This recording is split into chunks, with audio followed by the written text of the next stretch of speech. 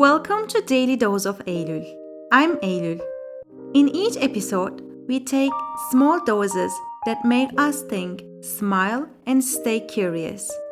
So, let's take our daily dose. Hello, everyone. I wanted to record this episode after a recent moment of realization I had. So, what is my relationship with tarot? I was first introduced to tarot about 15 years ago. I bought my first deck back in 2010 from a bookstore. For some reason, at that time, I became deeply interested in tarot, psychic abilities, and mystical stories. For a long period, I treated the card almost like a game. I followed the guidebook, did readings for myself, and experimented with different spreads. After a while, I realized that this was essentially a form of fortune telling, something that didn't rely on objective reality and constantly pushed me into expectations, either positive or negative. So I put the cards away. In short, I stopped believing in fortune telling and chose to live without it. For a very long time, I've deliberately stayed away from tarot, astrology, or any kind of prophecy that might create expectations or anxiety. However, a few days ago, I found myself struggling with a question that had been occupying my mind for a long time. It was something that put me in a dilemma, sometimes even increased my anxiety, and no matter how much I thought about it, I could never find a clear answer. So I decided to do a tarot reading. Not because I believed in, but because in that moment I wanted to feel hopeful. I wanted to believe that something good might happen.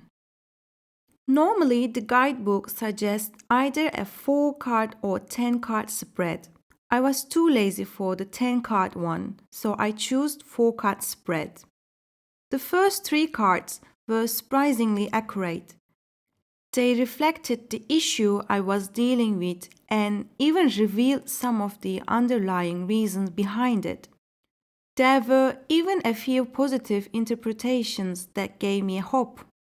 But then I opened the final card, the one that, according to the spread, represented what might happen if I stubbornly followed that part despite all the warning signs. The card was terrifying. But don't interpret this as literal death. Everyone's worst outcomes looks different. Still, I wasn't satisfied. I challenged the tarot and pulled one last card for myself. That card wasn't comforting either. In fact, it reinforced the previous message. Naturally, my anxiety escalated. I remember thinking I was already worrying in a perfectly healthy way, and now I managed to upset myself for no reason. There is this recurring thought in me. If I ignore the signs I am being given, the universe will punish me. This belief comes from the past negative experiences. Deep down, I carry this fear that if I continue ignoring what the universe or God, however you defined it, is showing me and insist on going my own way, I'll eventually be tested with something much worse. After this experience, I decided to research this feeling. I thought I cannot be the only one who feels this way.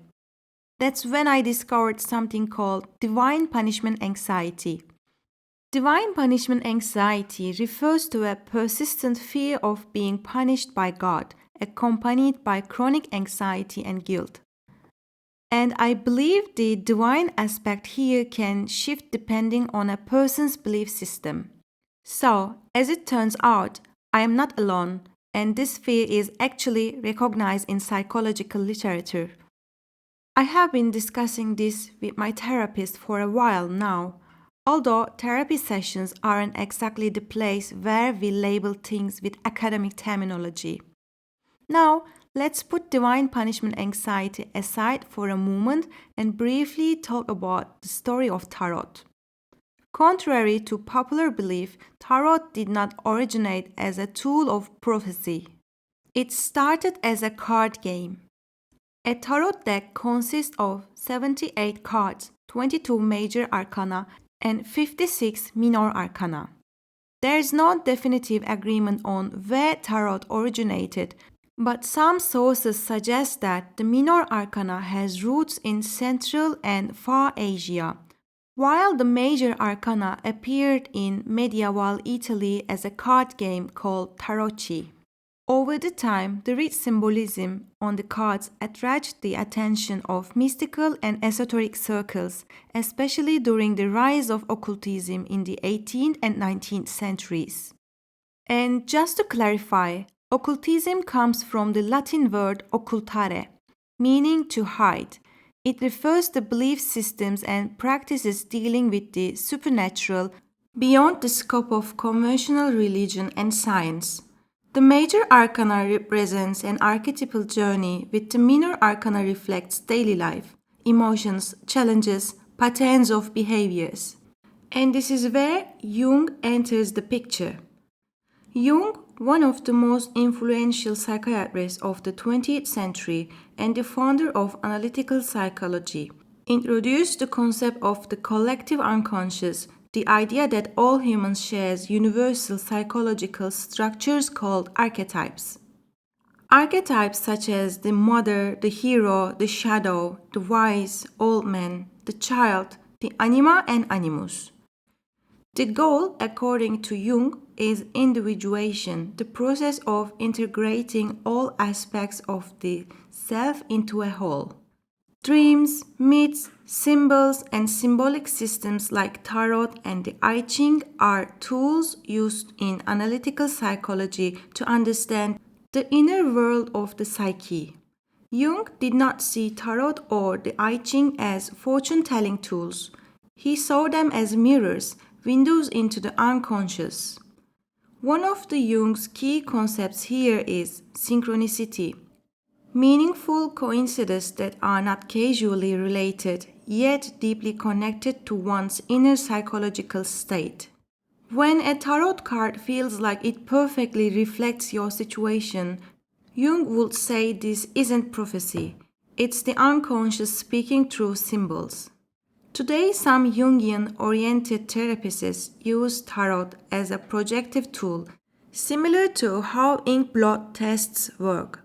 The card itself isn't important. What matters is what the person sees in it, which symbols they focus on, and what emotions arise. In my case, this realization was incredibly liberating. The cards didn't predict my future, they reflected my inner fears. The final card symbolized my deepest anxiety, divine punishment anxiety. Understanding that this wasn't a cosmic warning but a projection of my unconscious brought immense relief. Realizing that neither the universe nor God was actively waiting to punish me felt oddly joyful.